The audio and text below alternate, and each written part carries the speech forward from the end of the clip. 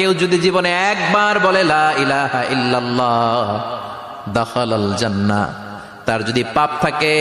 অন্যায় থাকে, ওই পাপ আর অন্যায়ের শাস্তিগুলার পরে কোনো না কোনো দিন আমার ওই বান্দা জান্নাতে ঢুকবে।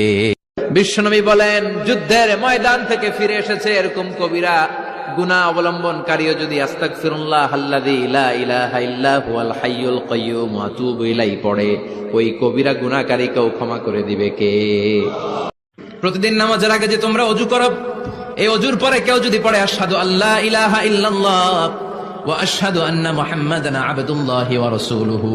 ওযুর পরে এই দোয়াটা প্রতিদিন যে পড়বে, কিয়ামতের দিন 8টা জান্নাতের যে কোনো দরজা দিয়ে ঢোকার অনুমতি ওই বান্দাকে আল্লাহ দিয়ে দিবেন। পড়েন কুল হুয়াল্লাহু আহাদ আল্লাহুস সামাদ লাম ইয়ালিদ ওয়া লাম ইউলাদ ওয়া লাম ইয়াকুল লাহু